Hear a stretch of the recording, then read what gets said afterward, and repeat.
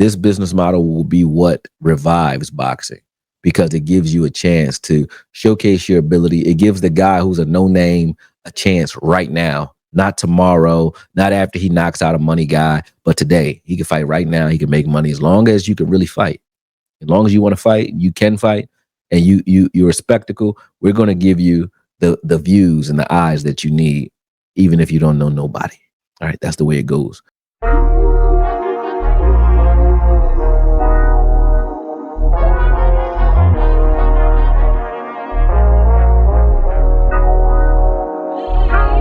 Turki Alalshikh and what he's going to mean for boxing in the long run. Even though he fell ill, and he is ill a little bit, and he says, hey, that's the reason he has this passion to just make the best fights right now because he wants to see him while he's still here.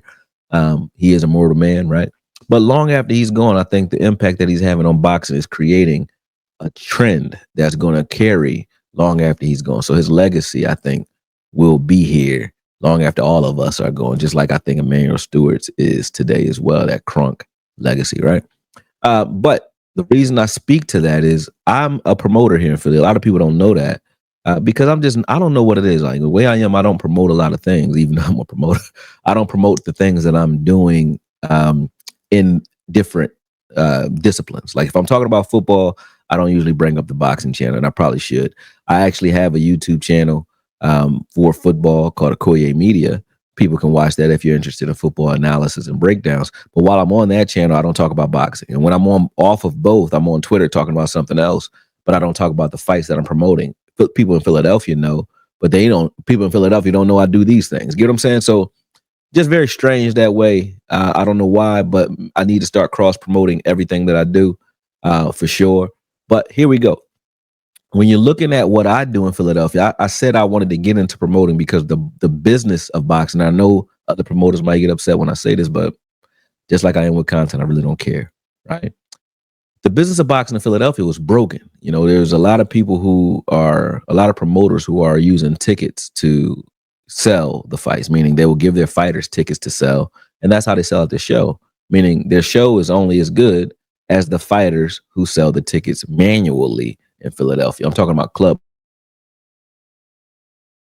promoters, hand to hand selling tickets, meaning I might give one fighter 50 tickets and that's his contract. He gets paid off of the tickets that he sells manually and vice versa with other fighters, right? So when you're doing it that way, if you come across a fighter who is a high ticket seller, right, as a promoter, it turns you into a gatekeeper by accident because this is capitalism. If you have a guy who's a ticket seller, you don't necessarily want to see him leave and go to the next level and grow beyond you because you need him to put asses in seats for you. So you're either going to create contracts that tie him down so much that he can't make the fights that he wants to make because other managers or advisors can't deal with him because you have 30% of his career in your hands, right? You have that, right? And then you have, hey, I don't necessarily want you to grow because if you grow, now I got to replace you with another fighter who may or may not be able to do what you do, right? That creates an automatic logjam when it comes to scalability for business. And me, and the way I looked at the game, thanks to my trainer, Sharav, who passed away. Timothy Tyler is his real name, but his Muslim name, Sharav, right? He taught me that. Like he was a manager for a while, managed guys back in the day like Bobby Boogaloo Watts, the late Jimmy Young, who Jimmy Young is the guy who retired George Foreman. Bobby Watts beat Marvin Hagler. So these are the types of guys that, my trainer trained and managed, right? So my boxing know-how definitely comes from both him and in my family who grew up fighting. But I say all that to say, we always talked about the way the business works here in Philadelphia and in boxing in general. When you have promoters who have to tie their success to their blue chip prospects that are coming through the ranks through them, you create a wall automatically because the promotion is done through the fighter's ability to sell. If you take that word promoter and you actually use it and wear the title as it's supposed to be worn, meaning you are the draw, not the fighter, meaning you're actually marketing, you're doing things that make people want to watch your product rather than the fighter themselves, it creates a whole different atmosphere. Because if people are showing up because I'm doing my job as a promoter and not because you're the fighter on the marquee, then guess what? Once you grow beyond me, I can continue to make business and make money when you're gone, right? I can't do that if I'm hitching my wagon to you, right? Can't do it. But we saw that in Philadelphia. And I say that to bring you to the grand or the macro view of this, which is on a global scale, which is what Turki Alalshikh is doing. It's funny that he comes along at a time when I come along promoting, right? Because he's doing the same thing with Riyadh season and Vegas. He promotes in other places, but he's doing the same thing. Meaning he's creating spectacles that people want to watch because of the brand that he's creating, not just because of the fighters, right? He's not using the fighters to sell. He's using the spectacle. He's obviously using the fighters to create a brand. Yes. He's paying them handsomely. Yes. And sometimes even taking a loss to do it because he understands it's not about the fighters themselves. It's about continuously creating a consistent product that's going to create a brand to a point where right now people are talking about Riyadh season. When they talk about boxing, they say Riyadh season. They're not saying Anthony Joshua season. You know what I'm saying? It's not Floyd Mayweather season. It ain't Crawford season. It's Riyadh season. He's creating something that is bigger than the fighters themselves.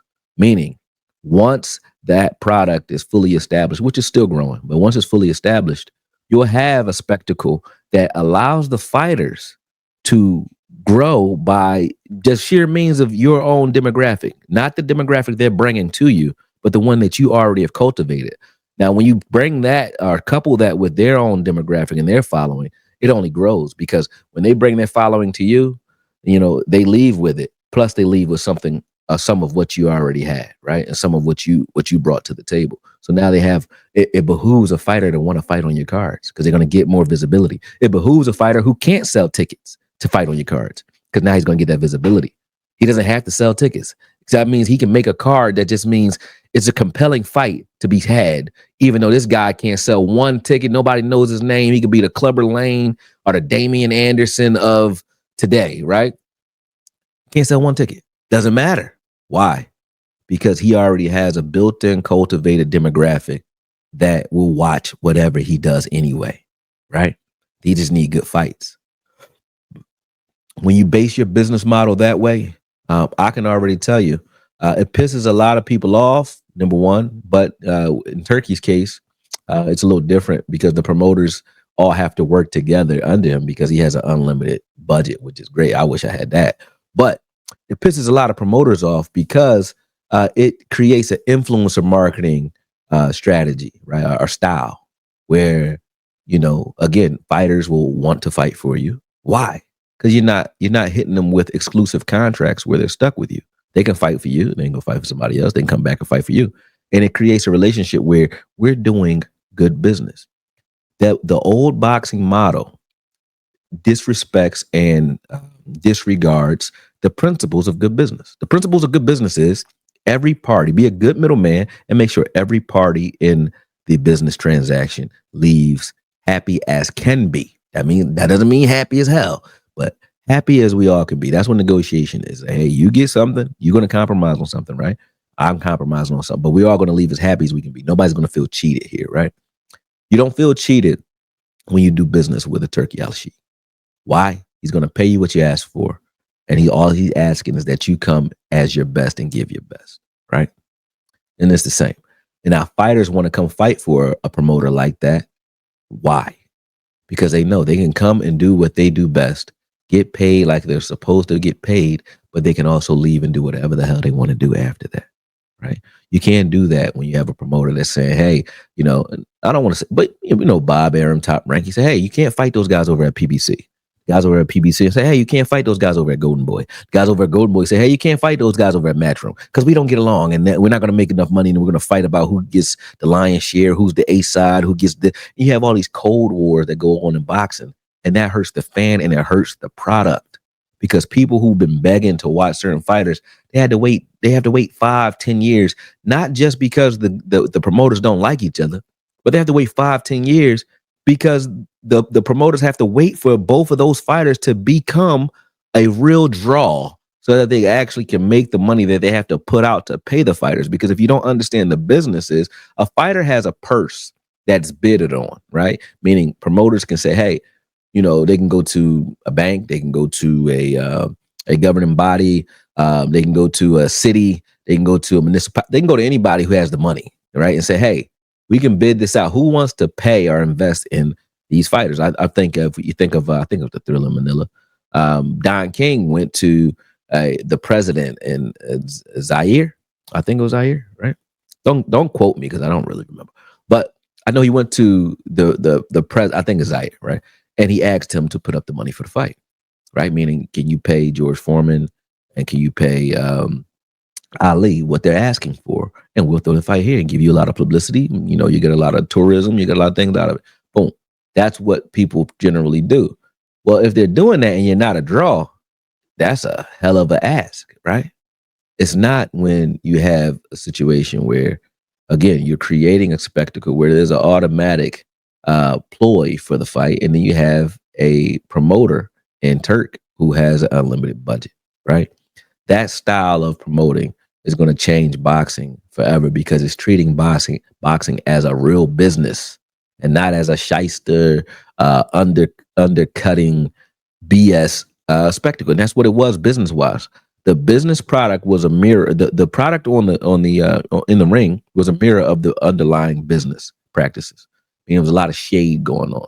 Even factions like HBO, Showtime. You don't want certain fighters to win. Why? If you have, you know why Oscar De La Hoya used to always get crazy ass decisions, because he is the face of your channel. If he's not a champion and he loses to a guy who just can fight better, I mean, like he loses to Ike Corte, right? Which was a close fight. But if he'd have lost to Ike Corte, what the hell are you going to do with Ike Corte? I remember Joshua Cloudy. People were like, what are we going to do with this guy? What do you do with the guys like Lucas Matisse or Marcos Maidana who beat your guys? That's like, remember Marcos Maidana beat Victor Ortiz? They're like, what the hell are we going to do with Marcos Maidana? Yeah, he can fight, but he ain't filling no seats up. Oh, when Vernon Forrest, the late Vernon Forrest, he beat Shane Mosley. What the hell are we gonna do with Vernon Forrest? No disrespect to the dead, but what are we gonna do with that? You know what I'm saying? Like that's what was going on in boxing. So Turkey is changing the game, and he's changing the game in a major way because now it does not matter what your name is. You know what I'm saying? It doesn't matter who we are. Remember that? Bang. You know what I'm saying? It don't matter who we are. What matters is their mission in the vision that he has. And as I said, I look at myself as the micro version of him in the Philadelphia area, meaning I'm focused on just Philadelphia and promoting here, but he's doing what I'm doing globally. What I've done and what I've done here, just so you guys understand what I'm talking about. I started my promotional career last year, right? I threw a fight at the Met. It's a historic building here in Philadelphia. It was called Brave Hearts Knocking Out Violence. You can still find the fight on bxng.com. But it was on August 24th last year. I used influencer marketing to sell the fight rather than the fighters themselves. So the Grandy twins were on that card. Bryant Jennings was on that card and several others from Philadelphia. But I didn't need the fighters to sell the fight because I used Gillian Wallow. I partnered with them in order to use their influence and their marketing ability to put asses in seats and to sell streams, right? That took all the pressure off the fighters having to sell tickets. Now, one fighter had to sell tickets. Some of them requested to sell them because they wanted extra money. That's fine with me. You want to sweeten up your purse by selling some tickets? I'll give them to you. Cool. But it wasn't mandatory for my bottom line. And that business model is very similar to what Turki Alalshikh is doing, meaning we're taking it out of the hands of the fighters and making it so that we'll build a brand. You just come and fight, right? So I love it. I love it. And I think long after he's gone and I'm gone, this business model will be what revives boxing because it gives you a chance to showcase your ability. It gives the guy who's a no name a chance right now, not tomorrow, not after he knocks out a money guy, but today. He can fight right now. He can make money as long as you can really fight. As long as you want to fight, you can fight, and you're a spectacle. We're going to give you the views and the eyes that you need, even if you don't know nobody. All right, that's the way it goes. So I'm excited to see what he does.